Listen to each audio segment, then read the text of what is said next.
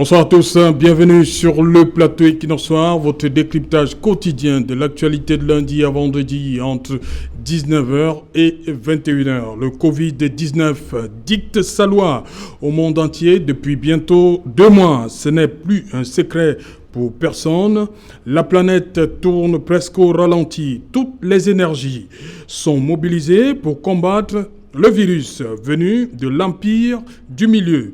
Les terriens ont appris à vivre dans la psychose du Covid-19. Tout se passe comme si les autres pathologies n'existaient plus.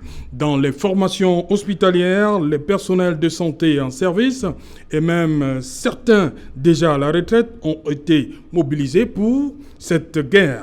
Du fait de son caractère très contagieux, le Covid a fait reconsidérer le rapport de certains patients d'autres pathologies avec l'hôpital. Madame, Monsieur, tout à l'heure à 20h, c'est la grande édition d'information qui vous sera présentée par Cédric Noufelet.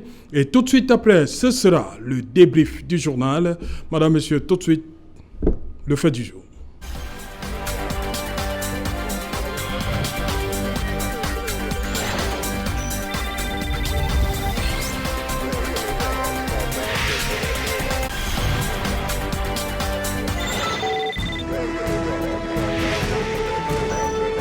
Covid-19 dans les hôpitaux, où sont passés les autres malades? C'est une interrogation à laquelle nous tenterons ici à Douala ainsi qu'à l'étranger de trouver des solutions. Et sur ce plateau à Douala, je commence honneur aux dames. Bonsoir Arlette Tafak.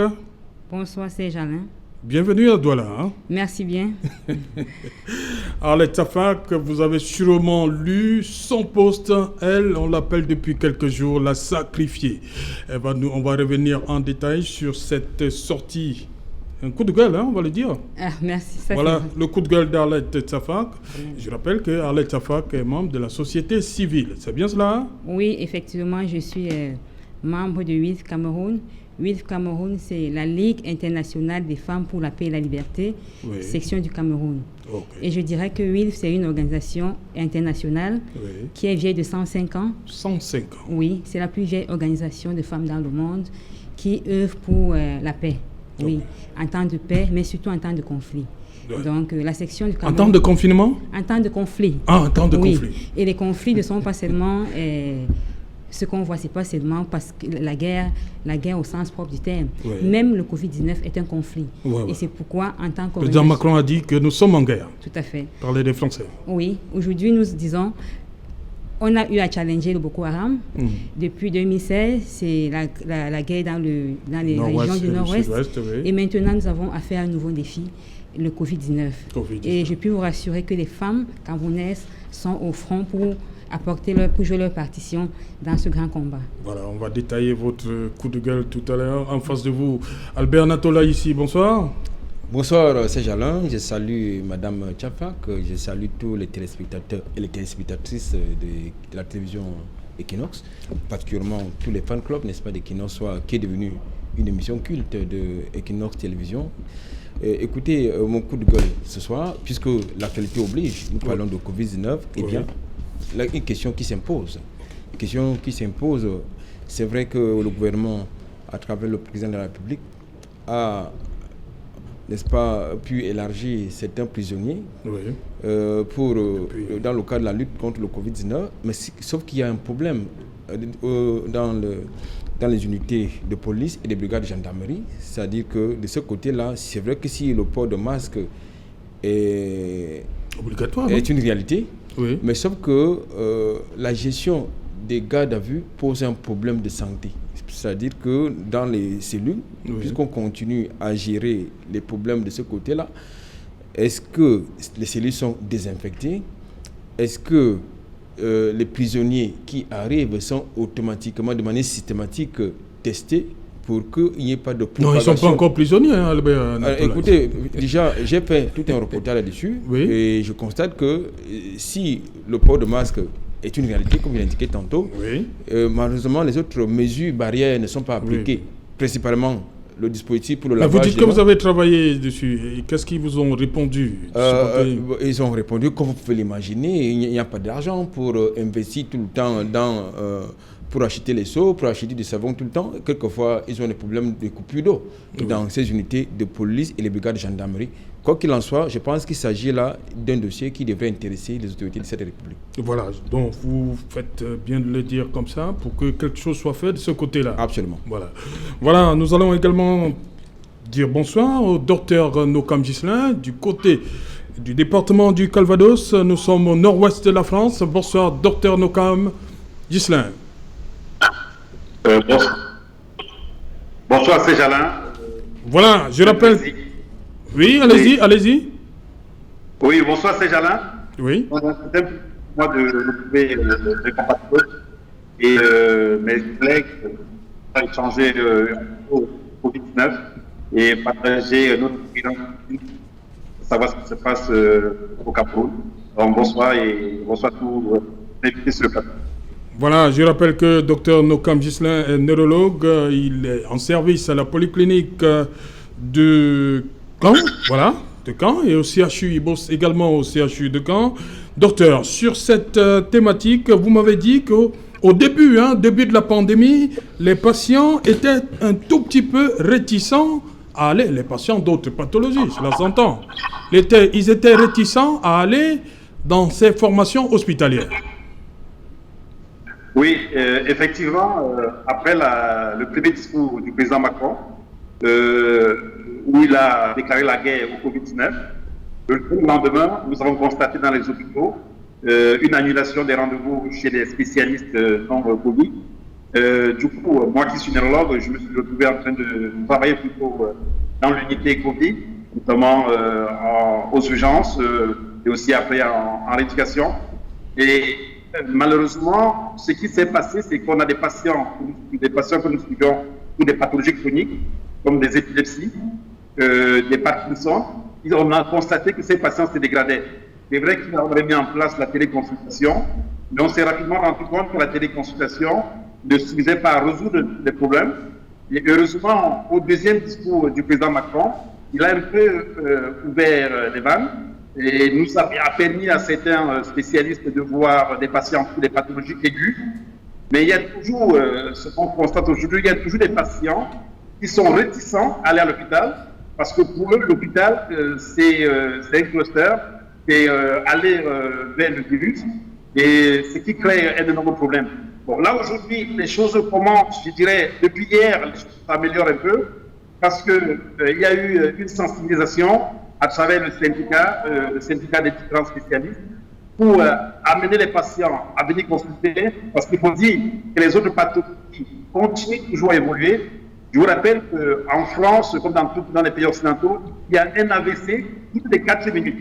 Donc vous imaginez bien que ces AVC n'ont pas disparu du jour au lendemain. Et donc, il y a les patients qui ont des problèmes de cancer, qui ne peuvent pas faire de chimio. Donc là, on a essayé d'organiser un peu les services, que les patients qui ont d'autres pathologies que le Covid puissent venir à l'hôpital. Par exemple, là, actuellement, je travaille dans le centre de rééducation de Covid, où nous prenons en charge les patients post-Covid pour la rééducation après la réanimation. Et effectivement, on a créé un circuit patient avec un ascenseur qui est dédié aux patients Covid, une place au centre de rééducation uniquement dédiée à ces patients-là, avec un site bien organisé, des infirmiers dédiés, parce que la tenue pour aller dans cette unité est spéciale. Et ça a permis de rassurer les patients qui sont internés au centre, les patients qui viennent nous voir en consultation. Par exemple, hier, pour la première fois depuis le début de l'épidémie, il n'y a eu que 2 annulations de rendez-vous non Covid. Donc, c'est que doucement, les patients commencent à comprendre qu'il faut venir à l'hôpital, mais je peux vous rassurer, j'ai suivi votre journal hier, ou d'Equinox, où on montrait que les hôpitaux étaient vides. Moi, je comprends les patients, il faudrait juste qu'on explique vraiment aux patients qu'il y a un circuit, et je pense que le Cameroun est en train de connaître ce que nous avons connu en début avril, et c'est que logique parce qu'il faut dire que c'est une pathologie, on l'a pris comme une pathologie grave, ce qui est vrai. Il y a une psycho chez tout le monde. Les gens ont peur d'aller à l'hôpital prendre le virus et venir et contaminer les personnes qui habitent chez eux. Donc, parfois, c'est des personnes âgées qui sont des personnes à risque, parfois, c'est des personnes hypertendues qui sont des personnes à risque, parfois, c'est des personnes diabétiques, des personnes qui ont un cancer. Donc, quelque part, les hôpitaux se disent, je peux comprendre, mais il faudrait juste que nous, personnels de santé, nous expliquons à la population de pourquoi les hôpitaux et qu'on puisse créer un circuit. Vous savez, dans certains, comme dans certains pays de l'Europe de l'Est, il y a par exemple les hôpitaux d'infection. Bon, nous en France, on n'a pas ça. Au Cameroun, c'est le même système que la France. Il n'y a pas des hôpitaux dédiés aux infections. Mais je pense que dans notre système, nous pouvons créer un circuit et rassurer les patients parce que ces patients qui ne vont pas en consultation reviendront dans 2 ou 3 mois avec des pathologies beaucoup plus graves. Et malheureusement, on aura du mal à les gérer. Et après, ces patients qui décèdent et qu'en 24 sont dans le Covid, on dira qu'ils sont morts du Covid, alors qu'ils sont morts peut-être d'une autre infection, d'un cancer, d'un AVC, d'une embolie pulmonaire ou d'autres pathologies. Donc voilà un peu ce que je peux dire là-dessus. Oui. Et pour résumer un peu la situation actuelle en France. Voilà, rapidement, Dr Nokam, vous dites le déconfinement, on sait que c'est à partir du 11 mai. Qu'est-ce qui rassure les patients? Vous dites que depuis hier, ils ont recommencé à revenir. Qu'est-ce qui les rassure? Alors que nous ne sommes pas encore, vous n'êtes pas encore dans le déconfinement. Rapidement, Dr Nokam. Oui, effectivement, le déconfinement, c'est le 11 mai. Mais comme je vous disais tantôt, le simple discours du chef de l'État de dire qu'il y aura le déconfinement le 11 mai, ça a permis, ça a rassuré beaucoup de personnes. Et donc, on est à une semaine du 11 mai. Il y a des patients qui ont téléphoné après. Le syndicat, l'ordre des médecins, a joué son rôle, a informé les patients qui pouvaient les consulter pour certaines pathologies, on va dire des pathologies semi-urgentes, pas forcément des pathologies non urgentes. Et donc, du coup, on a donc rappelé les patients, et quand ils nous appellent au secrétariat, on leur dit oui, vous pouvez venir. Et je pense que même si le confinement c'est le 11 mai, on sent déjà qu'il y a un petit confinement qui s'annonce de manière très... Parce qu'il faut quand même noter que ici, les gens sont très disciplinés. Et donc, depuis qu'il y a des masques, parce qu'avant, il n'y avait pas de masques. Donc, depuis hier, les masques sont en vente en grande surface au prix de 95 centimes le masque. Donc, du coup, beaucoup de gens viennent en consultation avec les masques. Il y a 2 semaines, ils n'avaient pas de masque. Ils ne pouvaient pas venir en consultation. Donc, une fois qu'un patient a son masque, le médecin a son masque, il ne faut pas hésiter d'aller à l'hôpital. Donc, je pense que la clé, c'est les masques à tout le monde. Une fois qu'il y a le masque, effectivement, on pourra... Ça rassure. Voilà, merci Dr Nokam, merci pour ce... Voilà, merci Dr Nokam. Je rappelle que vous êtes neurologue, vous êtes en service à la Polyclinique Deauville et également au CHU de Caen. Voilà, Albert Natola ici. On a eu cette période-là où... Restons à Douala. On a parlé de l'hôpital de Lok-Baba où il y a eu cette psychose. Hein. Les gens avaient peur du simple fait qu'on a annoncé que l'hôpital de Lok-Baba allait accueillir certains malades de Covid. C'était la débandade de ce côté. Non, ce n'était pas la débandade qui était le fait de l'annonce. Oui. La débandade est le fait d'une décision malheureuse qui avait été prise en son temps par certaines autorités de la ville de Douala, notamment l'inspecteur général des services des gouverneurs dans la région du littoral, qui avait cru devoir réquisitionner certaines structures hospitalières de la ville de Douala, notamment l'hôpital gynéco-obstétrique et pédiatrique de Yassa, l'hôpital à Kintini, et une réquisition partielle pour ce qui concernait le centre médical d'arrondissement de Kololoun et n'est-ce pas de Bonamosedi et une réquisition totale, n'est-ce pas, de l'hôpital de district de Lok-Baba. C'est-à-dire, cette opération a consisté carrément à chasser manu militari les malades qui étaient en hospitalisation de ce côté-là. Donc cette psychose non, c'était juste une décision malheureuse. La preuve, c'est que le ministre de la Santé n'était pas au courant de cette décision malheureuse. Et puis c'est vrai qu'il y a eu une sorte de stigmatisation parce que lorsqu'on prend une telle décision malheureuse et maladroite, il faut le préciser, ça amène des frustrations d'abord au niveau des patients et surtout du personnel qui, il faut préciser, n'était pas encore véritablement formé dans le cadre de la prise en charge des patients qui sont concernés par cette pandémie. Ceci étant dit, il faut dire j'ai le sentiment que ce n'est pas une particularité camerounaise ou une singularité camerounaise. Il y a un échec je veux dire, de l'ISC, c'est-à-dire de l'information, l'éducation et la communication autour de la pandémie, parce que c'est là où se pose le problème. Nous constatons qu'il y a des facteurs stigmatisants et même de la stigmatisation, tant au niveau même de certains patients qu'au niveau des structures sanitaires qui ont été réquisitionnées comme étant des centres spécialisés dans le cadre de la prise en charge, n'est-ce pas, de cette pandémie. Je crois, à mon sens, qu'il faut quand même le préciser, si je dois ramener, n'est-ce pas, la pandémie Covid-19 dans le contexte africain, elle ne fait pas autant de victimes qu'à l'extérieur, mais davantage, il faut préciser que le paludisme fait plus de victimes, continue de faire davantage de victimes, au même titre que la famine, même les guerres, c'est-à-dire les armes qui sont vendues sur le continent africain, font davantage de victimes que le Covid-19 dans le contexte africain. Pourquoi ? Parce qu'il faut quand même indiquer que cette psychose qui est, n'est-ce pas, le fait de certains médias étrangers, parce que lorsque vous zappez chez vous, Covid-19 à gauche, Covid-19 à droite, vous voyez donc que ce matraquage a une incidence psychologique au niveau des populations. Et ce qui fait que lorsque vous allez de manière systématique, nous sommes dans une guerre bactériologique, donc asymétrique, lorsque vous allez dans un hôpital, dans une formation sanitaire, de manière systématique, comme ça se passe par exemple avec le VIH, lorsque vous allez en consultation, de manière systématique, on vous fait l'examen du VIH. Donc c'est la même chose pour ce qui concerne le Covid-19, mais sauf qu'il y a un problème.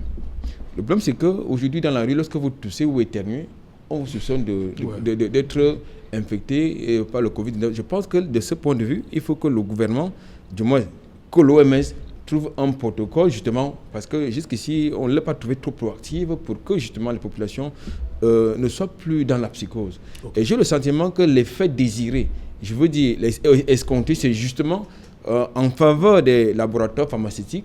Il faut justement créer cette psychose pour que tout le monde puisse adhérer si d'aventure, autant pour moi, il y a un vaccin ou bien un traitement approprié. Voilà. En métaphore, cette psychose-là, on dit que certains hôpitaux, il y a des malades qui ont choisi de rester carrément à la maison, ne pas aller dans certains hôpitaux parce qu'ils ont peur de rencontrer des patients Covid. Tout à fait. Je vais répondre à cette question en illustrant par un cas que j'ai vécu dans une formation hospitalière privée de la ville de Yaoundé. Oui. Ça fait 3 semaines, parce que ma grande sœur travaille dans cette formation de mes sœurs. Ça fait 3 semaines, ils ont reçu un patient qui présentait des signes de Covid-19. Ils ont appelé le 15-10. Le 15-10 n'est venu que 2 jours après. Mais ce patient présentant tous les signes du Covid-19, l'équipe a été très diligente. Ils ont mis le malade en isolement, ils ont commencé à le mettre sous traitement. 2 jours après, l'équipe est arrivée, ils ont prélevé le malade. Qui a mis le malade en isolement ? L'hôpital dans lequel le patient est arrivé. Oui. Puisque le patient présentait tous les signes de Covid-19, oui. Ils ont mis le malade sous traitement déjà, le protocole, et ils l'ont mis en quarantaine dans l'hôpital. Le 15-10 est venu, l'équipe est venue 2 jours après, ils ont prélevé ce malade, c'est 3 jours après que les résultats du patient sont sortis. Et ils sont revenus 3 jours après, quand ils sont rendus compte avec les résultats qui étaient positifs, ils sont partis avec le patient. Le personnel de cet hôpital était dans la psychose. Ils ont essayé de tracer l'itinéraire de ce patient. Le patient était en contact avec 19 personnes dans la formation hospitalière. Je vous rassure, quand on est venu prendre ce patient, il y avait d'autres malades qui étaient à l'hôpital. Ils ont vu ce patient partir. Mais le lendemain, le personnel continuait d'être là. Le personnel a appelé le 15-19 pour leur dire, voilà l'itinéraire de ce patient. Il y a 19 personnes qui ont été exposées. Qu'est-ce qu'il faut faire ? Il faut venir nous prélever. Nous sommes 19. Les équipes sont arrivées 5 jours après avec 10 tests pour 19 personnes. Ça veut dire des 19 personnes qui étaient exposées, on n'a pu prélever que 10 personnes. Et sur la base de quoi ? Il y a parmi les infirmiers, certains qui sont un peu plus âgés, d'autres qui ont des pathologies comme le diabète. On a tenu compte de certains paramètres pour prioriser les 10 personnes à être testées. Oui. Jusqu'à là où je vous parle, ça fait 2 semaines, les résultats ne sont pas encore sortis. Ces personnes sont en quarantaine ? Elles ne sont pas en quarantaine. Elles vivent dans la psychose parce qu'elles ne savent pas si elles sont malades ou elles ne sont pas malades. Et ces mêmes personnes doivent rentrer en famille. Voilà. Elles sont avec leurs enfants, avec leurs époux, elles sont dans la communauté. Quel est leur sort? Donc, ça, c'est pourquoi les malades désertent les hôpitaux. Je vous assure, dans cette formation hospitalière, les patients n'y vont plus. Ils n'y vont plus parce qu'ils n'ont plus confiance au système sanitaire. Ils n'ont plus confiance parce qu'ils se disent, si le personnel soignant ne parvient pas à être pris en charge, à plus forte raison, nous les patients. C'est pourquoi ils ne vont plus. Deuxième chose, ils n'y vont plus parce qu'on suit dans les émissions, dans les médias, les patients qui ont été malades. Les coûts de la prise en charge est très élevé parce qu'il n'y a pas de tests. Les patients sont obligés de passer par les scanners qui sont très coûteux. Or, les patients n'ont pas ces moyens pour faire des scanners. Du coup, quand bien même ils présentent des signes, ils préfèrent se débrouiller avec la pharmacopée traditionnelle. Et troisième chose, la lenteur hospitalière, il faut le dire. Parce que si le personnel soignant, je vous le dis, depuis 2 semaines a été prélevé, n'est pas encore en possession de son résultat, à plus forte raison, nous les citoyens lambda. Donc c'est ça le problème. Okay. Moi je pense que c'est pourquoi les hôpitaux sont désertés. Voilà, on va repartir du côté de la France où nous attend déjà le docteur Ntouba Alexandre. Bonsoir docteur. Bonsoir Serge Alain. Voilà, je rappelle docteur Touba, vous êtes anesthésiste, réanimateur et urgentiste. Vous êtes en service à la polyclinique de Picardie à Amiens en France. C'est bien cela? C'est bien cela. Voilà, vous m'avez dit qu'il y a moins de patients au début, hein? Il y a moins de patients au début du confinement qui ont... Il y a beaucoup de patients qui avaient annulé leur rendez-vous, on va le dire comme ça, au début du confinement. Ils avaient peur? Oui, Serge, alors avant de débuter, permettez-moi d'abord de dire bonsoir à tous vos invités sur le plateau et sans oublier naturellement à toute la grande famille au Cameroun. Alors, pour revenir sur le sujet, effectivement, au début du confinement, nous avons eu beaucoup de patients qui ne venaient plus à l'hôpital, comme l'a dit tout à l'heure sur le plateau l'un de vos invités. C'est même allé aussi loin qu'on a cru à un moment que certaines pathologies ont disparu. Parce que mon confrère Ghislain a dit tout à l'heure que toutes les 4 minutes on avait un AVC. Et vous vous imaginez très bien que toutes les 4 minutes un AVC, ça veut dire qu'il ne pouvait pas se passer un jour sans avoir un patient aux urgences pour un problème d'AVC. Donc, on s'est dit, qu'est-ce qui se passe? On n'a plus que des patients Covid, on n'a plus des patients atteints de certaines maladies comme les douleurs thoraciques, les AVC et ainsi de suite. Certains avaient même déjà la théorie comme quoi, oui, c'est peut-être le stress, les gens étaient chez eux, ils n'avaient plus de problème. Donc personne ne bougeait et de ce fait, ils tombaient plus malades. Non, mais c'est pas le cas parce que juste après le discours, comme l'a dit Ghislain tout à l'heure, le discours du président de la République, on s'est rendu compte qu'effectivement certains revenaient. Moi, je me souviens d'une garde à la polyclinique il y a 3 semaines, je crois, oui, où un patient s'est retrouvé avec une hémoglobine très basse, allant jusqu'à 4. Il a saigné à bas bruit, il n'allait pas à l'hôpital. Donc, avec des comportements pareils, on s'est tout de suite dit il faut faire quelque chose. Donc, ce qui a été fait, c'est on a accompagné le message du président de la République en envoyant des messages forts envers la population avec des pancartes devant la clinique, n'est-ce pas, qui informaient les patients comme quoi, attention, c'est pas parce qu'il y a le Covid que vous n'allez pas vous rendre à l'hôpital. S'il y a une pathologie, si vous avez besoin des urgences, c'est de votre droit de repartir à l'hôpital et vous serez soigné. Et le dernier point que j'aimerais ajouter, oui, les patients ne venaient pas parce qu'il y avait cette psychose-là qui est installée un peu partout dans le monde, ce qui est compréhensible. On est devant une maladie nouvelle qu'on ne maîtrise pas encore ou alors qu'on commence seulement à maîtriser un tout petit peu, donc c'est normal que les gens ont peur. C'est humain, hein, toute personne, ils ne sont pas nombreux, les personnes qui n'ont pas peur de la mort. Donc, il y a, n'est-ce pas, maintenant, cette stratégie qui doit être mise en place d'informer les patients, de les rassurer. Lundi encore, j'ai eu en consultation pré-anesthésique un patient qui avait tellement peur que c'est seulement après notre conversation qu'il a été rassuré, parce que j'ai fait comprendre au patient que oui, il y a le Covid, mais c'est des circuits très différents. Donc, au sein de la clinique, il y a un circuit dédié Covid. Dès l'entrée, il y a, n'est-ce pas, un filtrage, il y a un circuit dédié Covid et un circuit, n'est-ce pas, qui va s'occuper des pathologies semi-urgentes, voire urgentes de toutes les autres personnes. Voilà, Dr Touba, vous dites que depuis 2 semaines, les patients d'autres pathologies ont recommencé à revenir dans les formations hospitalières. Vous avez parlé du message du président Macron et de cette campagne-là, c'est-à-dire vous rassurer, vous informer. Vous êtes sûr que tout se passe avant, comme je l'ai dit au docteur Nokam, avant le déconfinement qui est prévu pour le déconfinement progressif, qui est prévu pour le 11 mai. Oui, effectivement, tout se passe avant le déconfinement prévu pour le 11 mai. Parce que, comme je disais tout à l'heure, c'est pas parce qu'on est confiné, c'est pas parce qu'on est en situation de pandémie Covid qu'on ne va pas s'occuper des autres pathologies. C'est ce qu'ont cru les patients à un moment. J'ai pas de Covid, je ne vais pas à l'hôpital. Non, c'est pas ça le message. Le message, il est très clair. Oui, si j'ai le Covid, je vais à l'hôpital. Oui, si j'ai des douleurs thoraciques, je dois aller à l'hôpital. Oui, si j'ai des symptômes d'AVC, je dois aller à l'hôpital. Donc, on n'attend pas le déconfinement le 11 mai pour relancer la machine, qui ne devrait même pas être relancée, parce que je crois que s'il n'y avait pas eu ce problème de compréhension au niveau de la population, on ne serait pas en train de lancer ces messages d'information envers la population.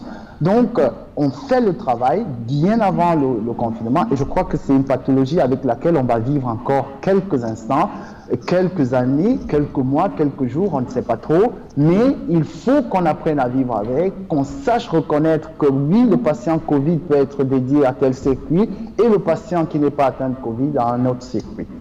Voilà, docteur Touba, est-ce que ce n'est pas dû aussi au fait que on a vu tout le corps médical mobilisé pour cette pandémie-là? Est-ce que, on peut comprendre que au contact des patients Covid, que les gens aient un peu une certaine appréhension à venir vers le personnel soignant? Oui, Serge, alors je peux confirmer cela parce que, vous savez, ici en France, on a même vécu à certains endroits, dans des immeubles, du personnel soignant qui était appelé à quitter l'immeuble parce que on a constaté qu'ils étaient personnel soignant, donc il fallait qu'ils quittent l'immeuble parce qu'ils vont contaminer tout le monde. Donc oui, voir, n'est-ce pas, toute cette population médicale là, dédiée, n'est-ce pas, à la lutte contre le Covid,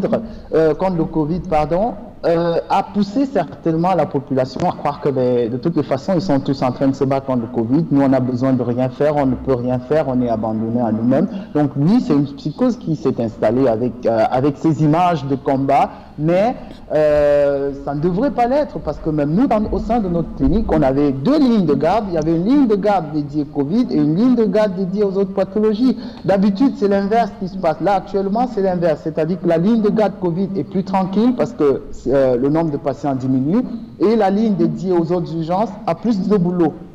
Mais quand on a commencé avec le Covid, c'était l'inverse. La ligne dédiée aux autres pathologies était tranquille et la ligne Covid était au front. Donc voilà, c'est une psychose qui s'est installée qu'il faut à tout prix lever assez rapidement et cela passe par des messages, par l'éducation, comme vous êtes en train de le faire là au sein de votre chaîne Equinox. Voilà, merci Dr Touba Alexandre. Je rappelle que vous êtes anesthésiste, réanimateur, urgentiste. Vous travaillez à la polyclinique de Picardie, Amiens, en France. Vous voulez dire quelque chose Non, je pense à la suite du docteur Touba. Non, je pense qu'il a tout dit, c'est un spécialiste, moi je suis journaliste, donc je suis un homme de médias, mais sauf que j'ai l'obligation et la responsabilité de relayer ce qu'il dit.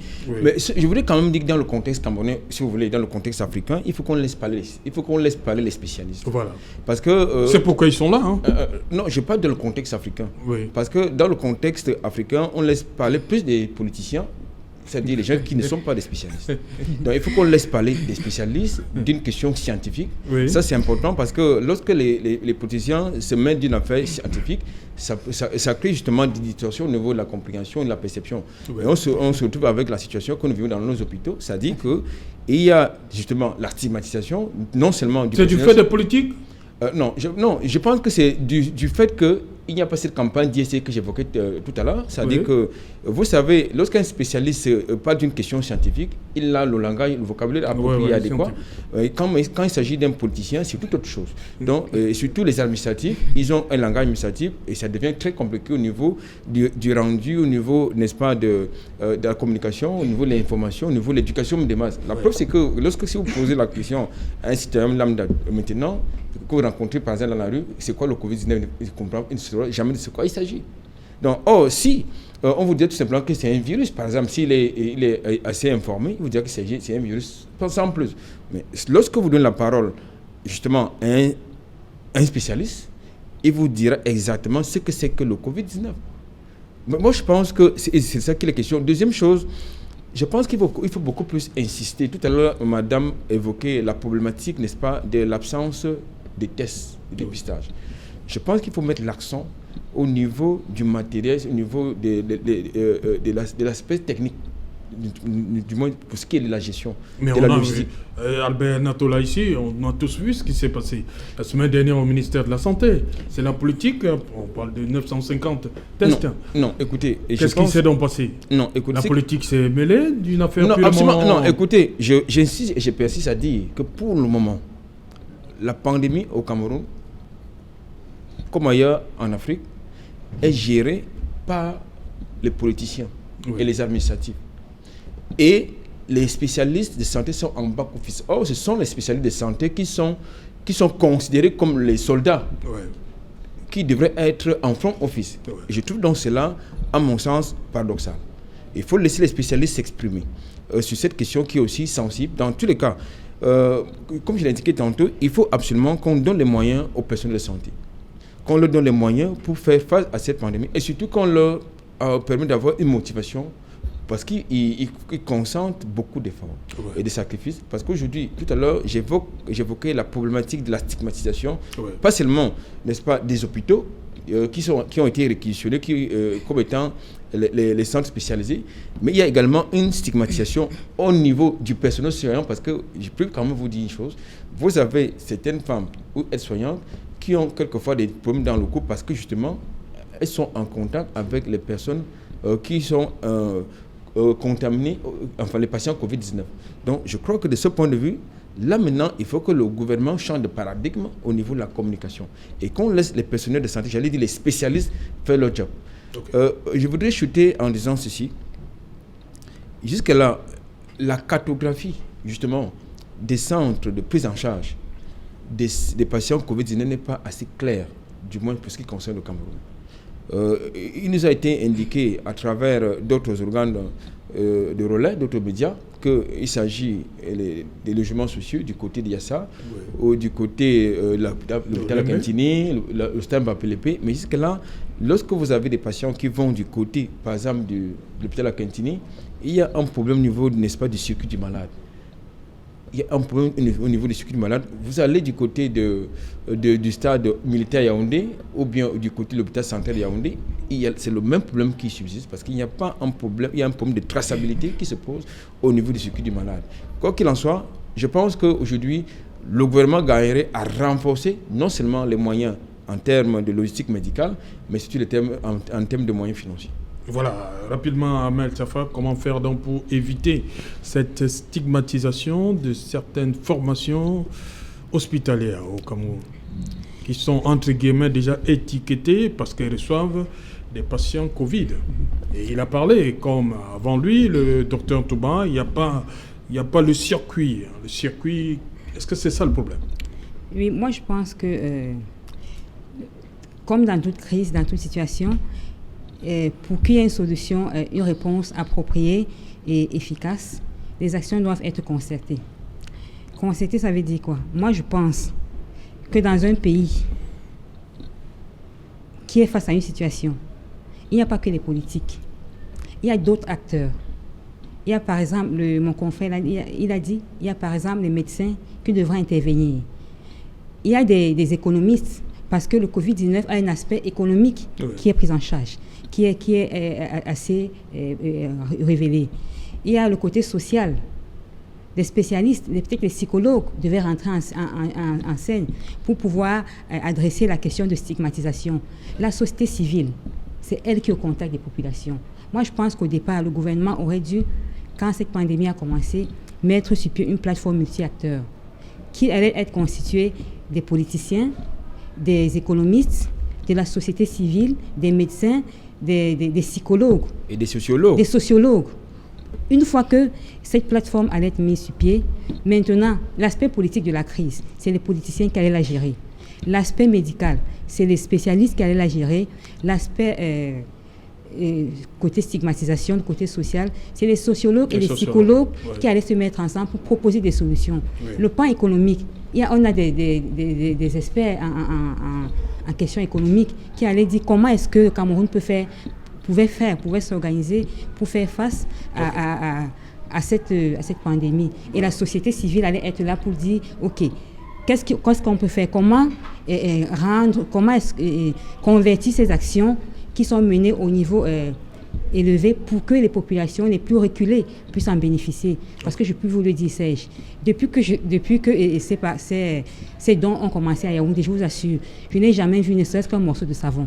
Moi, qui suis à Yaoundé, je n'ai jamais vu un morceau de savon. Pourtant, tous les jours à la télé, on nous montre comment les autorités sont mobilisées 5-10 pour aller remettre 4 seaux, un carton de savon. Vous voyez seulement le savon à la télé, c'est ça? Je vois, hier, par exemple, c'était même ridicule à la limite. J'ai vu des autorités à Bafoussam, au moins 10, qui étaient mobilisées pour remettre entre guillemets, un soi-disant don. Il y avait peut-être 10 seaux, un carton de savon, c'était tout. Ok. Donc, Merci Armel Tafar. Nous allons prendre la direction de l'Amérique du Nord, où nous attend le professeur Djantou Prévost, direction Canada. Bonsoir, professeur. Bonsoir Serge Alain, bonsoir à tous les co-panélistes et bonsoir à tous les Camerounais qui regardent attentivement cette émission. Voilà, professeur Djantou Prévost, vous êtes gastro-entérologue et pédiatre, vous exercez à l'hôpital Sainte-Justine de Montréal au Canada. Vous dites que de ce côté-là, on a établi 3 zones. La zone chaude, la zone tiède et la zone froide. Expliquez-nous. C'est ça, donc lorsque la pandémie a été un problème qui a été révélé dans plusieurs pays, on a tout de suite, avant même que les premiers cas n'arrivent au Québec, on a mis en place une stratégie pour pouvoir isoler les malades. Donc cette approche avec des zones de couleur, on pourrait la définir aussi selon la température. La zone chaude, ce sont les malades confirmés. La zone tiède, ce sont les malades ou les patients qui ne sont pas encore confirmés. Et la zone froide, ce sont tous ceux qui n'ont pas du tout une maladie. Et cette approche qui a été mise sur pied très rapidement dès le début permettait d'avoir 2 actions. Déjà, rassurer les patients qu'à partir de ce circuit, ils auront une faible probabilité d'être exposés à des patients de la zone chaude qui sont contaminants, et aussi permettre aux soignants d'éviter de passer d'une zone à l'autre. Parce que comme vous le savez, et tout le monde a découvert avec stupeur, que les soignants sont très souvent, malheureusement, exposés à des cas, et la plupart d'entre eux peuvent se retrouver contaminés. Et lorsqu'ils se retrouvent contaminés sans avoir encore eu le diagnostic, ils peuvent aussi contaminer d'autres malades. Donc la probabilité de le faire diminue selon qu'on est dans des zones chaudes, tièdes ou froides. Et c'est important lorsqu'un soignant est assigné à une zone de ne pas passer de l'autre côté. Et donc ça, c'est une chose qui a été mise sur pied parce que dans un hôpital comme le nôtre, on a effectivement 2 types de patients. Il y a les patients qui ont des maladies aiguës, donc ce sont des patients qui se présentent pour la première fois pour une nouvelle maladie. Et il y a beaucoup de patients qui ont des maladies chroniques, ce sont tous ces patients qui sont suivis pour des problèmes digestifs, des problèmes respiratoires, des problèmes neurologiques, des problèmes cardiaques. Et à partir de ce système de schéma, on pouvait continuer à les suivre dans les zones froides parce que pour la plupart d'entre eux, ils sont très fragiles au niveau immunitaire. Voilà, professeur Djantou, est-ce qu'aujourd'hui, la confiance est en train d'être rétablie entre les patients d'autres pathologies et les formations hospitalières au Canada? Oui, Serge Alain, tout à fait. Et cette confiance a reposé très rapidement dès le début sur l'information, la communication. Parce qu'au début, tant les soignants que la population ont découvert cette nouvelle maladie. Et donc, il a fallu les aviser de ce que ça peut représenter comme risque. On a rédigé des documents, des recommandations et des messages ciblés aux patients. Donc, on a envoyé à des patients ces recommandations pour leur expliquer qu'il fallait, dans un premier temps, rester à domicile. On a fait beaucoup de télémédecine pour permettre de continuer à les suivre à domicile, surtout ceux qui ont des maladies chroniques, qui ont besoin simplement d'être évalués, discutés. On fait de la visioconférence, de l'audioconférence. Et puis ceux qui devaient quand même se rendre à l'hôpital, je prends l'exemple de ceux qui ont des problèmes de dialyse, des problèmes de perfusion, comme des patients qui ont des maladies qui justifient une perfusion au centre de jour. Ils viennent le matin, ils repartent l'après-midi. Pour ces patients, le fait de leur montrer qu'il y avait ce système de zone chaude, de zone froide et de zone tiède, ça les a rassurés et a permis qu'ils arrivent et qu'ils puissent être pris en charge en toute sécurité. Et maintenant qu'on va parler du déconfinement, on va ouvrir progressivement, ça se fait très progressivement, les cliniques externes, augmenter progressivement les plages en bloc opératoire, en endoscopie ou dans d'autres actes qui étaient mis en veille pour permettre d'accueillir les malades avec toutes les ressources nécessaires. Et ce côté graduel est aussi un message qu'on leur envoie de nouveau. Donc l'information, la communication, c'est vraiment capital parce qu'ils sont anxieux. On a fait une étude qui a montré que jusqu'à 50% des patients ont de l'anxiété et la peur dans ce contexte et c'est important de leur expliquer. Voilà, merci professeur Diantou. Voilà, je vous vois sourire, Albert Natola ici. On a beaucoup parlé du cas de Lokbaba. Est-ce que la confiance est rétablie de ce côté? Les patients continuent, oui, disons, ils affluent là-bas? Disons qu'il faut... Vous savez, lorsque les choses se passent comme de manière militaire, comme ça s'est passé il y a quelques semaines, c'est-à-dire vous faites sortir de manière militaire, n'est-ce pas, des patients qui sont en hospitalisation, ça a un impact psychologique. C'est le temps que vous ne pouvez pas transformer un centre de santé, je veux dire un hôpital en hôtel. C'est le projet qui était planifié de ce côté-là. On ne peut pas un hôpital. Pour en faire un hôtel pour la prise en charge des Covid-19. C'est une opération qui était planifiée. Heureusement, mais sauf que l'hôpital a pris un sérieux coup. Parce que la plupart des patients qui ont été chassés manu militari par M. Essomba, qui est le directeur de l'hôpital de district de Nilon, qui était en son temps coordonnateur de la lutte Covid-19 pour la région littorale, il a tenu à ce que la réquisition qui a été signée par l'inspecteur général des services du gouverneur soit respectée immédiatement. Donc, vous ne pouvez pas demander aux malades que vous chassiez de vous payer les factures. Ça a eu un impact, un coût financier. Oui. Maintenant, du côté de la confiance au niveau des populations, ça a un impact psychologique parce que là, mais il faut quand même préciser une chose, jusqu'au moment où ces décisions sont prises, c'est-à-dire de chasser ces malades-là, il n'y avait pas encore... On n'avait pas encore accueilli un cas de Covid-19, même pas actuellement, il n'y a pas encore de cas de Covid-19. Ça, il faut le dire aux téléspectateurs qui nous écoutent parce que c'est une question que j'ai suivie personnellement en tant que journaliste. Mais le problème, c'est quoi? C'est que même les personnes qui ont été formées dans le cadre de la prise en charge de ce Covid-19 n'ont pas été très bien formées. C'est-à-dire c'était une formation bâclée. Je voudrais quand même préciser une chose. L'hôpital de Lobaba, le district de Lobaba, au même titre que les centres médicaux d'arrondissement de Kololoun ou de Bonamou Sadina, ne possèdent pas un plateau technique adéquat, que ce soit dans le cadre de la prise en charge des malades soupçonnés d'être Covid-19, que ce soit dans le cadre de la prise en charge des malades qui nécessitent une hospitalisation. C'est-à-dire, il n'y a pas de respirateur, il n'y a même pas d'oxygène, il n'y a pas de service de réanimation, il n'y a pas d'ambulance. Et c'était un hôpital qui est en chantier. Donc, je pense qu'il s'agissait, à mon sens, d'une décision à la fois maladroite, inopportune et surtout malheureuse, qui a malheureusement laissé des stigmates. Bon, c'est vrai quand même que de plus en plus, il s'agit quand même d'un hôpital de proximité qui obéit, qui apporte une réponse à certains citoyens qui ont une certaine bourse. C'est en fonction de la bourse. Voilà, c'est un peu cela. Vous savez quand même que dans le contexte camerounais, les hôpitaux sont placés en catégorie. Vous avez les hôpitaux de référent, de deuxième, de troisième, de quatrième, voire de cinquième catégorie. Donc, je pense que pour le cas de l'hôpital du district de Luaba, c'est un hôpital qui est classé cinquième catégorie. Donc, c'est un hôpital de proximité. Mais je voudrais quand même dire une chose par rapport à l'intervention tout à l'heure. Il est important de préciser que c'est vrai que le monde entier a été surpris par la pandémie. Ça a ébranlé le système de santé de tous les pays, même dans les pays qui ont un système de santé pointu. Mais sauf qu'il fallait quand même réajuster.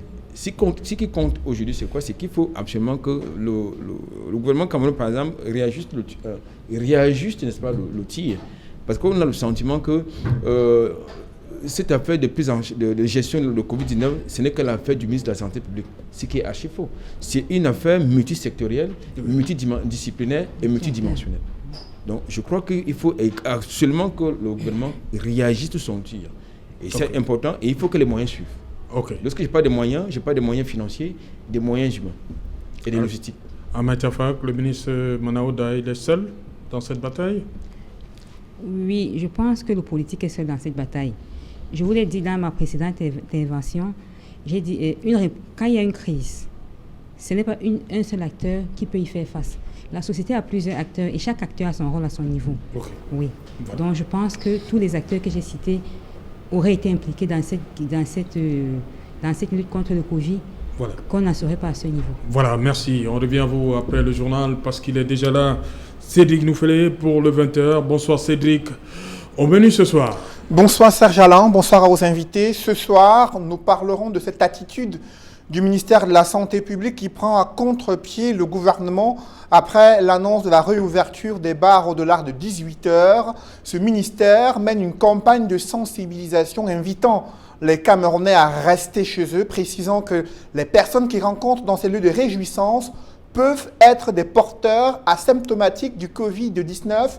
Pourtant, l'on s'attendait à des mesures obligatoires pour les promoteurs de ces débits de boissons. Nous en parlerons dans le journal de 20h. Vous l'avez observé, le degré d'ignorance et le niveau d'insouciance des Camerounais prennent de l'ampleur malgré le danger de cette maladie à coronavirus. Les campagnes de sensibilisation semblent s'essouffler dans les foyers de l'épidémie. Qu'entend faire le gouvernement? Le ministre de la Communication a réuni les maires des villes pour adopter une stratégie locale. Quel est son contenu, ses déclinaisons, ses objectifs?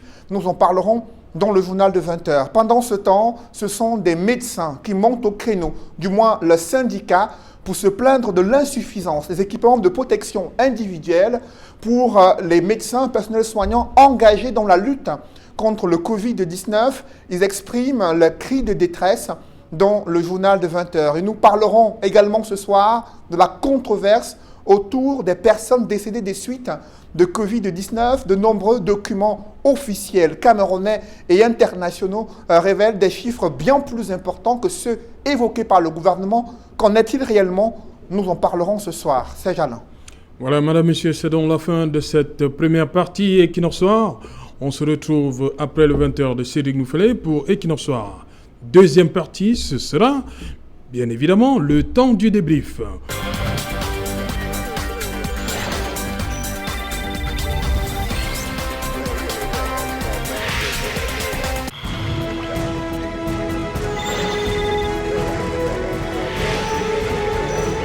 Retour sur le plateau Equinox Soir, deuxième partie consacrée au débrief du journal, toujours en compagnie ici à Douala, Albert Anatole Aïssi et Armel Tafak. Bonsoir Armel, une fois de plus. Bonsoir, c'est Jalin. Vous êtes là parce que vous avez, il y a quelques jours, fait parler de vous, votre élément, votre poste sur la toile. Vous dites, vous êtes une sacrifiée. Vous n'avez pas compris pourquoi ces mesures d'assouplissement du 30 avril. Et vous vous êtes mis dans la peau d'une serveuse. Tout à fait. Tout à fait, Serge. Déjà, je vais dire que le 15 mars, je pense, le 18 mars, quand le gouvernement décide de prendre des mesures... Le 17 mars. Le 17 mars, autant pour moi, de fermer les bars et autres structures à 18h, on était à peine à 20 cas de contagion au Cameroun, oui. Mais je n'ai pas compris qu'un mois et demi après, alors qu'on est passé de 15 à plus de 2000, qu'on revient sur ces mesures. C'est pourquoi, je vous assure, cette nuit, je n'ai pas dormi. Déjà parce que les gens ont jubilé toute la nuit. Je n'ai pas pu fermer l'œil et je me suis posé la question. Qui sont ces personnes qui sont en train de sacrifier leur vie? Et vous empêchez de dormir? Il y a beaucoup de bruit autour de vous? Beaucoup de bruit. Je me suis dit, tiens, les gens étaient aussi confinés que ça. J'ai dit, mais ça, ils sont en train de se sacrifier. L'idée de sacrifier est venue. C'est pourquoi je me suis mise dans la peau de cette sacrifier. Et je me suis penchée sur mon ordinateur. Le texte est venu tout seul. Vous dites justement à un endroit, ces personnes-là, ces personnes imaginaires, oui. Et beaucoup de Camerounais se retrouvent dans votre récit. Hein. Lundi, on sort de loin. Ils étaient où? Ils sortent d'où? Ils sortent d'1 mois et demi sans pouvoir se livrer au plaisir, moi je vais dire vain, des plaisirs vains, parce que s'ils ont pu faire 1 mois et demi dans la maison éteignée, ils auraient encore pu le faire longtemps. Parce que quand ils sortent, non seulement ils s'exposent, vous avez lu l'histoire, non seulement ils s'exposent eux-mêmes, mais ils mettent en danger leur famille, leur entourage. Ce client X qui est entré au bar ce soir, il a bu, il ne savait pas qu'il était malade. Quand il a fini de prendre sa bière, il a emprunté un taxi pour rentrer chez lui. Il a dû payer le taximan. Il y a eu échange. Il est arrivé chez lui le matin. Il était seul dans le taxi? C'était un dépôt? C'était une course? Imaginez. Il y avait combien de personnes dans le taxi? Il y avait 2 personnes dans le taxi, en plus du chauffeur. Oui. Il est arrivé chez lui. Là-bas, on a moins respecté la distanciation sociale dans le taxi. Oui, au moins, parce que c'est le lendemain que ça devait entrer en vigueur, le 1er mai. Il est rentré chez lui. Le matin, il a donné de l'argent à son épouse pour aller faire au marché. Elle est allée au marché. Elle est rentrée en contact au marché avec d'autres personnes. L'épouse, en partant au marché, elle a laissé les enfants à la maison aller puiser de l'eau parce que les robinets sont secs. Les enfants sont allés à la pompe puiser de l'eau. Et à la pompe, ils ne sont pas seuls. Ils ont dû manœuvrer la pompe. Et après, ils sont rentrés chez eux. Maman leur a dit, ne sortez pas de la maison parce que je vais au marché. Malheureusement, il n'y avait pas de lumière ce jour parce que Enyo avait coupé la lumière. Les enfants n'ont pas pu rester à la maison. Ils sont allés jouer avec les voisins. Vous imaginez un peu le circuit de propagation d'une seule personne. C'est ça qui m'a fait dire non, il faut frapper fort. Et dans ce sacrifié, ces sacrifiés sont partout au Cameroun. Chacun doit se reconnaître dans cette histoire. Ils sont dans toutes les villes et tous les villages du Cameroun. Donc j'interpelle, c'était un message de sensibilisation.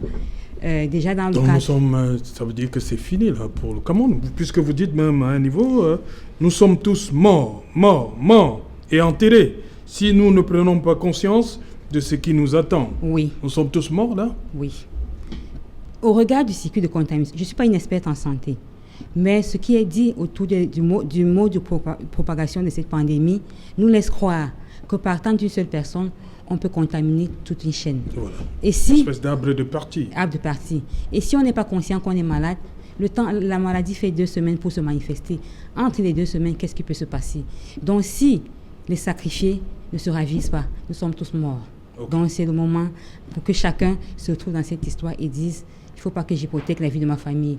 Je ne dois pas troquer la vie de ma famille pour une bouteille de bière. Ok. Albert Natola ici, est-ce que vous comprenez, quand vous avez appris ces mesures, vous avez appris qu'il y avait des mesures d'assouplissement, alors que les cas ne faisaient que grimper là?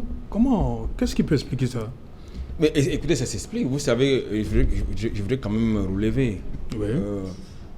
Pour vous indiquer une chose, actuellement, il y a une guerre d'opinion entre les spécialistes de santé et les économistes. Oui. Les spécialistes de santé qui ne veulent pas qu'il y ait des confinements pour éviter justement la propagation qui est de plus en plus graduelle. Et de l'autre côté, vous avez les économistes qui estiment qu'il faut déconfiner pour sauver l'économie. Donc vous vous retrouvez dans une sorte d'échelle de priorité. Mais alors, qu'est-ce qu'il faut faire? Je pense que... Pourquoi c'est seulement au Cameroun qu'on réfléchit comme ça? Non, je ne pense pas qu'il n'y a pas qu'au Cameroun. Même en France, aux États-Unis, même le président Trump, il a décidé, il a pris l'initiative de déconfiner dans certains États. Ce qui fait aujourd'hui, ce qui anime actuellement une querelle entre lui et certains gouverneurs d'État. Parce que justement, il faut sauver l'économie de ce côté-là. Et la même querelle est actuellement court du côté de la France, c'est-à-dire que vous avez des spécialistes de santé qui estiment qu'il ne faut pas déconfiner. Vous avez des économistes qui estiment qu'il faut déconfiner pour sauver l'économie. Oui. Écoutez, au Cameroun, nous n'avons pas la planche à billets, comme ça se passe, comme c'est le cas du côté des États-Unis. Nous n'avons pas la planche à billets, comme c'est du côté de la France, ou ailleurs, du côté des robots en Occident. Et puis, nous n'avons pas le carnet d'échec parce que l'État, il faut le dire, est asphyxié, financièrement est asphyxié. L'État ne peut pas sortir le fameux carnet d'échec que revendique le GICAM, pour la simple et unique raison que nous avons une économie extravertie, nous avons une économie qui est pratiquement effondrée parce que c'est pratiquement l'économie camerounaise repose à plus de 70% du secteur informel. Et est tributaire justement des produits des rangs, notamment le pétrole, le bois, les produits qui sont, c'est-à-dire là des produits qui sont produits sur place, des marchandises qui sont produits sur place, qui ne sont pas consommés sur place, mais qui sont beaucoup plus voués à l'exportation. Donc on mettait sur pied ces mesures-là le 17 mars, c'était quoi le suivisme? On ne savait pas tout ça?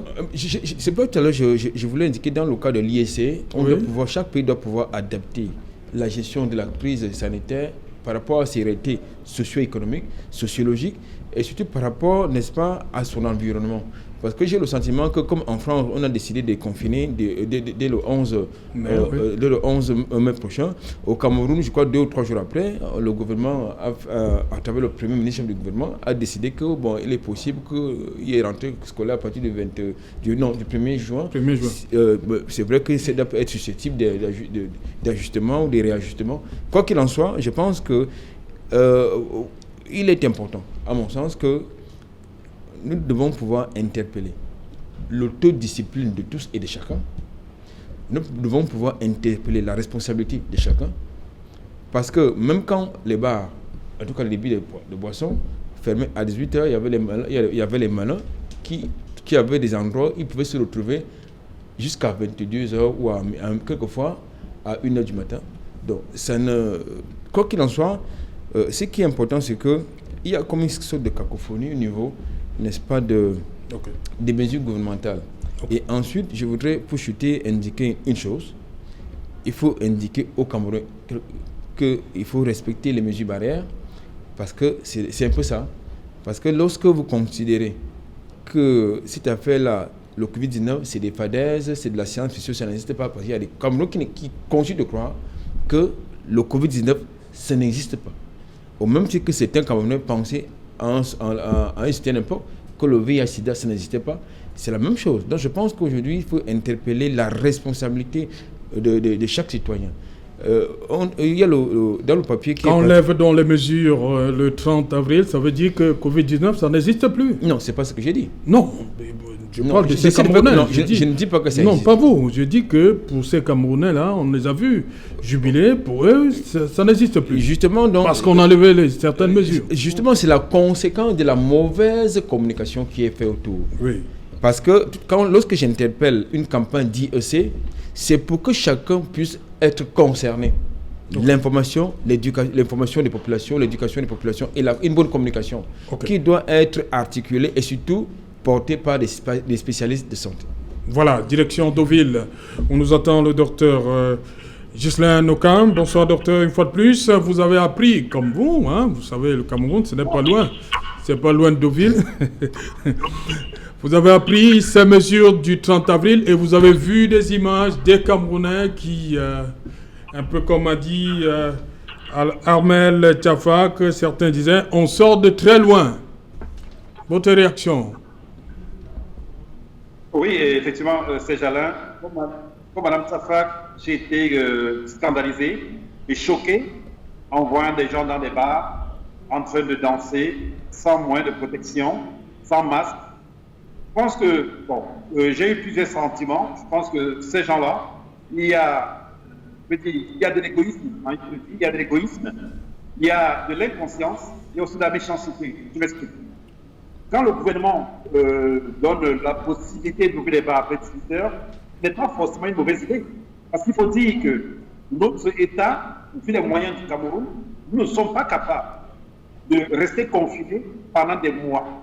Est-ce que vous savez que juste en France, le temps de confinement qu'on a connu à peu près 2 mois, il a coûté 15 points du PIB à la France, c'est-à-dire 300 milliards d'euros. Et là, nous, ici en France, on arrive à résister au confinement comment? L'État a donné une aide à tous les entrepreneurs de 1500 euros, c'est-à-dire 1 million de francs CFA. C'est-à-dire, c'est un peu l'équivalent des gens de l'électricien, du bénéficier, 1 million de francs CFA, donc 1500 euros. Et aux entreprises, une possibilité de prendre un prêt garanti par l'État, qui sera remboursé dans 1 an. Donc avec ça, on peut être confiné. Mais soyons sérieux, chez nous au Cameroun, on ne peut pas suivre la même politique que la France. Donc, l'État au début a demandé, bon, ok, à partir de 18h, on fait des bars. C'était pour amener les gens à comprendre qu'il y a un problème sérieux, à prendre conscience. Voilà, malheureusement, il est parti, Dr Nokam. Et vous dites également, bon. Oui, il est revenu, Dr Nokam, allez-y. C'est qu'on puisse aller acheter de la boisson en mettant des masques, en respectant les distances de sécurité, mais ce n'est pas dit qu'il fallait en boîte de nuit danser, se coller les uns sur les autres. Vous savez que le Cameroun ne consomme pas plus la bière qu'à l'Allemagne. L'Allemagne, c'est le premier pays consommateur de bière dans le monde. Mais les Allemands continuent à boire la bière, sans pourtant avoir une vie de débauche, comme j'ai vu au Cameroun, où les gens fêtaient, en soi-disant, la fin de confinement. Je pense qu'à un moment, il faut qu'on soit sérieux. L'État ne peut pas materniser les adultes toute la vie. Soyons responsables. Un adulte qui va dans une discothèque, qui va dans les bars, danser, c'est vrai qu'il a laissé les enfants chez lui.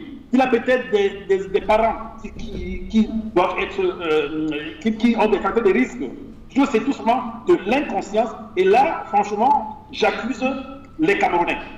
J'accuse les Camerounais parce que ce n'est pas l'État de venir dire n'allez pas en boîte de nuit sans masque. Ce n'est pas l'État d'autoriser au gérant de bar d'accepter les gens dans son bar sans masque. Je pense que vraiment, là, il y a un problème vis-à-vis de l'autodiscipline des Camerounais. Il faudrait que les Camerounais apprennent une fois, peut-être à travers ce virus, à être une fois disciplinés sans qu'on utilise la matraque. On peut être discipliné sans il faut pas qu'il y ait la police derrière nous. Soyons responsables, comme disait tout à l'heure le copanaliste. Soyons responsables et sachant que c'est une maladie grave. Madame Tafa l'a expliqué tout à l'heure, une personne qui est contaminée dans le bar va contaminer sa femme, les enfants, et ainsi la chaîne va aller partout. On peut aller dans les bars en mettant le masque, en respectant les distances de sécurité. On n'est pas obligé de faire comme si le Covid-19 n'était rien. Alors, c'est de l'égoïsme pour ceux qui savent peut-être qu'ils n'ont pas des facteurs de risque, donc eux, ils ne vont peut-être pas mourir, mais ils vont transmettre à d'autres personnes qui vont peut-être mourir. Et c'est aussi de l'inconscient, il faudrait que vous, les journalistes, que les gens de la société civile, nous les médecins, que nous expliquons aux gens ce que c'est que le Covid-19. Parce qu'une personne une personne peut être saine et transmettre le virus jusqu'à 4-5 personnes et l'achète pas très vite. Hein? Donc, soyons une fois de plus responsables et je pense que, je ne sais pas ce qui se passe, mais il faudrait que les Camerounais apprennent à être disciplinés. Voilà. Et ne pas toujours attendre l'État, que ce n'est pas l'État de venir tout faire. Hein? Voilà. L'État a donné des directives, maintenant à nous de merci, docteur. De respecter. Voilà, merci, docteur Nokam, d'avoir été avec nous. Je rappelle que vous êtes neurologue, vous êtes en service à la Polyclinique de Deauville, également au CHU de Caen. Ahmed Safak. Bien sûr, le docteur Nokam, il pense, il dit, pour lui, c'est les Camerounais. Ils doivent être responsables. Ce n'est pas la mesure. Vous semblez dire que c'est le fait qu'on ait levé, que l'État n'avait pas levé cette restriction par rapport à 18h. C'est à chacun d'être responsable. Moi, je pense que c'est beau de le dire, chacun doit être responsable. Mais si vous avez, je prends une anecdote. Je suis une maman d'enfant, j'ai mes enfants, j'ai un enfant qui est têtu. C'est pas parce qu'il ne veut pas étudier que je vais plus le contraindre à étudier. Je vais la mener, je vais trouver des stratégies pour l'amener à le faire. C'est pour dire quoi? Si l'État sait qu'en face, il n'a pas de citoyens responsables, vaudrait mieux continuer avec cette mesure pour les amener à rester davantage confinés. Pourquoi? Parce que c'est bien beau. J'ai entendu le confrère ici dire tout à l'heure qu'il fallait relever l'économie. Je suis d'accord qu'on relève l'économie, mais sauf que, il faut le savoir, une économie, elle peut se relever à tout moment, mais une vie qui est perdue ne se reconstitue pas. Donc, moi je pense que c'est une question de priorité. Qu'est-ce qui est prioritaire pour l'État? C'est sauver la vie des citoyens ou c'est sauver son économie? C'est vrai, il faut reconnaître qu'en même temps, en voulant sauver les vies, on doit pouvoir vivre. Mais c'est pourquoi Je loue déjà les efforts que le gouvernement fait. Mais je pense qu'il gagnerait pour améliorer, d'associer les experts dont j'ai parlé tout à l'heure, pour qu'ensemble, ils puissent trouver des stratégies pour confiner les populations et faire que ces populations qui sont confinées ne meurent pas de famine. Oui, ne meurent pas de famine. D'ailleurs, il y a de ce confinement, il y a beaucoup d'autres problèmes qui sont nés. Nous, en tant qu'organisation de femmes, nous n'analysons pas le coronavirus au premier degré. Déjà, nous travaillons beaucoup plus avec les femmes et les personnes vulnérables. Depuis 2019, nous travaillons dans le cadre d'un projet, l'analyse de la dimension genre dans les conflits au Cameroun. Nous travaillons avec les déplacés internes des régions du nord-ouest et du sud-ouest. Nous les accompagnons dans un processus. Je puis vous le dire, Alain, il y a des maisons à Yaoundé où il y a 20 personnes, des chambres d'à peine 5 mètres carrés, où il y a 20 personnes, des familles entières qui se sont déportées. Comment est-ce qu'elles vont gérer? Elles sont déjà dans la précarité. Mais si en plus de cette précarité, il faut encore gérer une deuxième précarité, ça devient encore plus compliqué. C'est pourquoi nous pensons qu'il est plus que jamais temps que le gouvernement fasse appel aux experts, aux experts de toutes ces questions pour pouvoir trouver des solutions durables, efficaces et que chacun puisse trouver son compte, aussi bien l'État que les populations confinées. Voilà. Direction Montréal, où nous attend le professeur Jean-Thiou Prévost, gastro-entérologue et pédiatre. Professeur, vous avez appris cette nouvelle qui vient du Cameroun, de chez vous.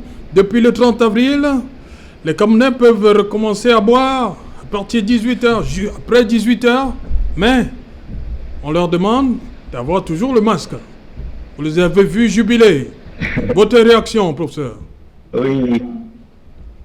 Quand j'ai vu circuler ces vidéos, j'étais vraiment très, très en colère. Déjà en colère par rapport à cette décision qui a été prise à un moment donné où on n'a pas du tout atteint le concept d'aplatissement de la courbe qu'on devrait avoir. On voit actuellement que sur les chiffres statistiques officiels, mais probablement sous-estimés, qui représente une augmentation qui est encore de l'ordre d'une cinétique ascendante. On n'est pas encore dans un contexte de plateau, donc on ne peut pas dire qu'on maîtrise le contrôle de l'épidémie.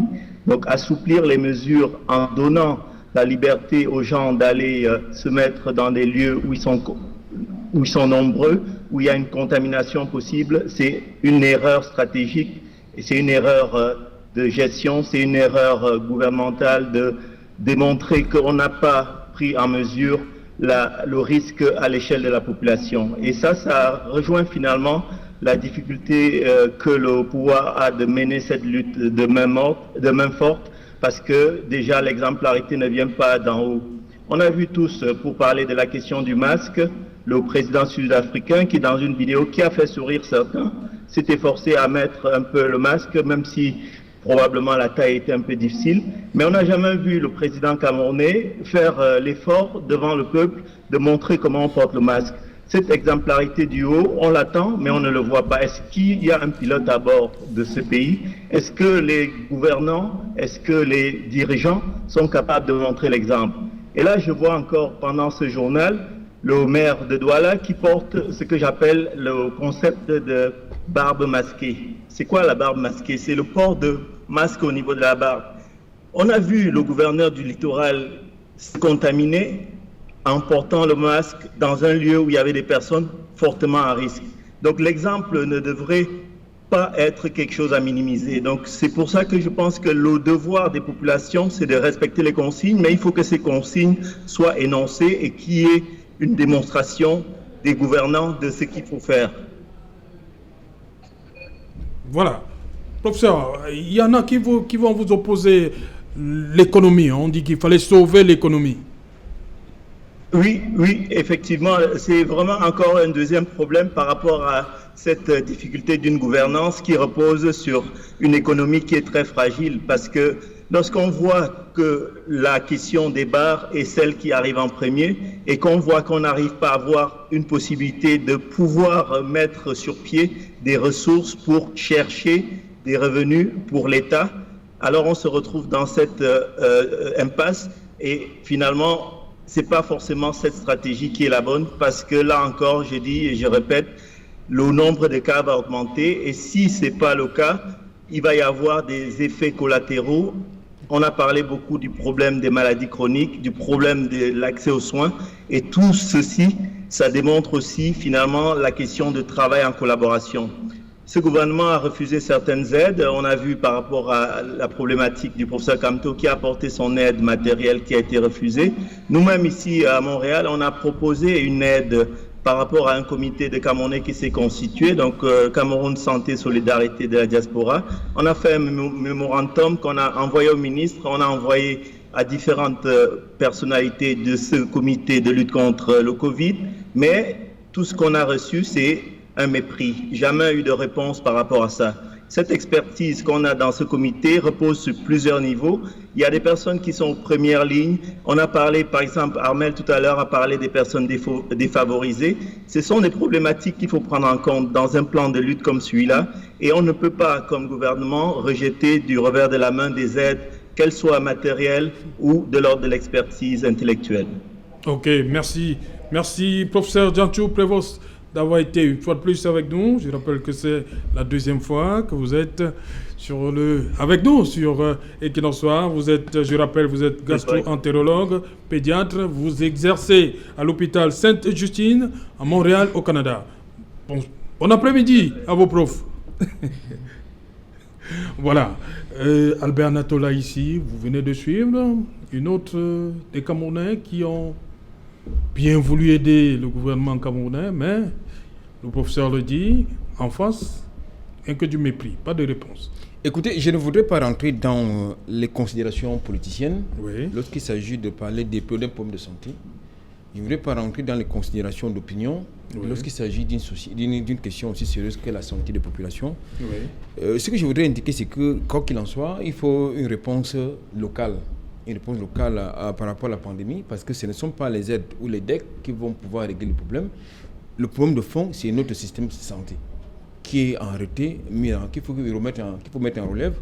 Pourquoi ? Parce que l'État n'a pas malheureusement financé, investi dans notre système de santé. Et c'est vrai que c'est même dans les pays où ce système de Qu'est-ce qu'on fait santé, donc ? Les gens meurent. Qu'est-ce qu'on fait ? J'y arrive. Oui. Même dans les pays où ce système de santé était pointu, du moins c'est ce qu'on pensait, ce système de santé s'est effondré. Oui. Ça, il faut aussi ne pas perdre de vue cet aspect-là. Donc, je pense qu'aujourd'hui, je pense que de continuer à réceptionner les cas génériques qui viennent de Chine, on ne sait pas ce qu'on va mettre dedans. Je pense qu'il va falloir produire les cas génériques sur place. Oui. Moi, j'ai vu à Equinox et dans d'autres chaînes de télévision, l'expertise et l'ingéniosité des jeunes Camerounais. Il y en a qui ont fabriqué des respirateurs artificiels, il y en a qui ont fabriqué, n'est-ce pas, des portiques désinfectants, il y en a qui ont fabriqué tout un tas de choses qui puissent permettre justement au Cameroun de pouvoir régler cette question de pandémie. Il faut justement mettre des financements en association, certainement avec le secteur privé ou d'autres investisseurs pour justement aller à l'échelle industrielle pour produire, n'est-ce pas ces prototypes. Donc, pour moi, c'est l'essentiel. Maintenant, pour chuter, je voudrais indiquer une chose. Avant qu'on ouvre les bars, le 17 avril dernier, il y avait le problème des marchés. Le 30 avril dernier, il y avait les marchés qui étaient encore bondés de monde et les gens continuaient de vendre leur vie à même le sol. Donc, je pense qu'il faut faire une fixation sur les débits de boissons ou des scénarios, tout ce que vous voulez. Je pense qu'il est de l'intérêt de tout le monde de pouvoir s'approprier cette affaire-là pour se protéger d'abord soi-même, protéger les autres, mais surtout que les communautés, c'est-à-dire les collectivités territoriales décentralisées, s'approprient également cette question. Parce que moi, j'ai vu dans le mouvement qui passait, il y en a qui adoptent des attitudes qui n'ont rien à voir, qui ne sont pas, je veux dire, pédagogiques. Donc, au lieu de pouvoir, par exemple, charger un préfet, aller remettre les dons, c'est un aspect de la question qui relève de la compétence, à mon sens, des élus locaux. Ok, merci Albert Natola ici. Merci à vous également. Armel Tafak, bon retour à Yaoundé. Merci. Voilà. Merci à tous nos invités de l'extérieur, le professeur Diantou à Montréal, le docteur Nokam Ghislain à Deauville et le docteur Touba depuis Amiens en France. Madame, Monsieur, nous sommes donc arrivés au terme de cette édition. Rendez-vous demain lorsqu'il sera 19h. Bonsoir, Bayangam.